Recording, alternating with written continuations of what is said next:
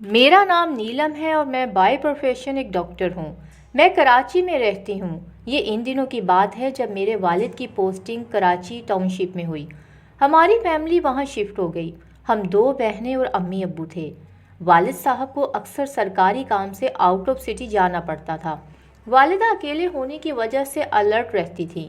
وہ اپنے پاس گن بھی رکھتی تھیں کہ خدا نخواستہ برے حالات میں اپنی اور ہماری حفاظت کر سکیں۔ ہمارے گھر ان دنوں واش روم کی کنسٹرکشن کا کام چل رہا تھا۔ یہ گھر ہمیں ویسے بھی پسند نہ تھا۔ ہم اکثر اس گھر کے صحن میں سو جاتے تھے۔ لان میں کچھ حصے پر گرل لگی ہوئی تھی، جس کی وجہ سے پورا پورشن کور ہو جاتا تھا اور لان بھی نظر آتا تھا۔ ایک دن کی بات ہے کہ امی سو رہی تھیں اور اچانک ایک برا خواب دیکھ کر اٹھ گئیں۔ خواب کچھ یوں تھا کہ گھر میں کوئی آدمی آتا ہے اور گھر میں ایک بہت بڑا پیپل کا درخت ہے۔ وہ آدمی اس درخت میں سراہی سے پانی ڈالنے لگتا ہے۔ اس کے ساتھ ہی وہ شخص غائب ہو جاتا ہے۔ امی یہ خواب دیکھ کر فوراً اٹھ جاتی ہیں۔ وہ سوچتی ہیں کہ یہ خواب تھا یا حقیقت۔ امی جب ادھر ادھر دیکھتی ہیں تو رات کے اس پہر سچ میں وہاں کوئی شخص کھڑا ہوتا ہے۔ وہ ایک درخت کو پانی دے رہا تھا۔ امی نے پوچھا کہ کون ہے وہاں؟ وہ شخص کچھ نہ بولا اور دیوار میں ہی کہیں غائب ہو گیا۔ امی نے جب اٹھ کر درخت کی مٹی کو ہاتھ لگایا تو مٹی گیلی تھی، جیسے سچ میں وہاں کوئی پانی دے رہا تھا۔ امی نے پھر پوچھا کہ کون ہے یہاں؟ جواب نہ ملنے پر امی نے فائر کیا تو پڑوسی کے گارڈ آ گئے اور خیریت پوچھی کہ کیا ہوا۔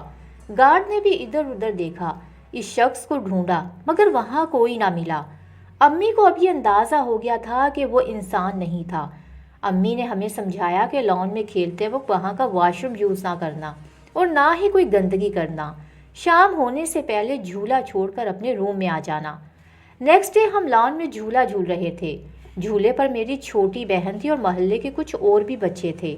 جھولا کچھ اس طرح سے تھا کہ 2 سے 3 بچے ایک وقت میں جھولا جھول سکتے تھے۔ جھولا درخت کی شاخ سے بندھا ہوا تھا۔ میری باری آنے والی تھی تو مجھے واش روم جانے کی ضرورت پیش آئی۔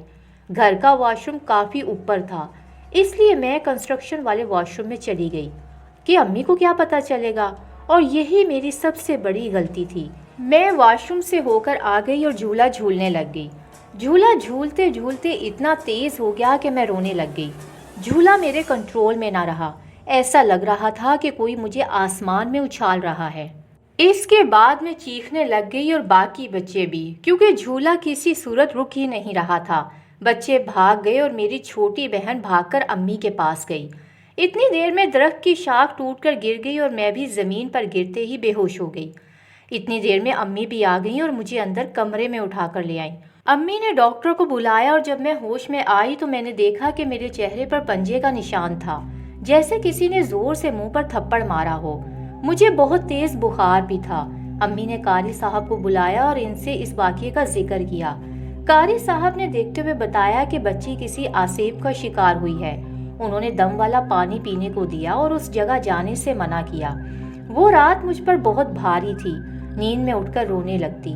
امی بہت پریشان ہو گئی تھی کیونکہ ان دنوں ابو بھی گھر پر نہ تھے، اور اسی رات میں نے عجیب خواب دیکھا جو مجھے آج تک یاد ہے۔ اس وقت میری عمر 12 سال تھی۔ وہ خواب صرف مجھے منگل کو ہی آتا تھا۔ خواب یہ تھا کہ وہی ہمارا صحن ہے اور وہی درخت ہے۔ مجھے کسی نے باندھا ہوا ہے۔ وہاں 3 لوگ تھے، بہت لمبے قد اور بڑے بڑے چہرے تھے ان کے۔ ان میں سے ایک عورت اور 2 مرد تھے۔ تینوں میرے ارد گرد چکر لگا رہے تھے۔ تینوں باری باری میرے چہرے کی طرف دیکھتے۔ مجھے ان سے بہت خوف آ رہا تھا۔ کچھ دیر کے بعد وہ عورت مجھے اپنے ساتھ چلنے کا کہتی ہے۔ اس کے ہاتھ اور ناخن بہت ہی لمبے تھے۔ میں اس کے پاس جانے سے ڈرتی ہوں۔ وہ غصے سے مجھے پکڑتی ہے اور کہتی ہے کہ اب تم ہمارے پاس ہی رہو گی۔ میں چیختی ہوں لیکن میرے حلق سے آواز ہی نہیں نکلتی۔ وہ عورت مجھے کھینچتی ہوئی لے جا رہی تھی۔ اس سے ایسی بدبو آ رہی تھی جیسے کوئی سڑا ہوا بدبودار گوشت ہو۔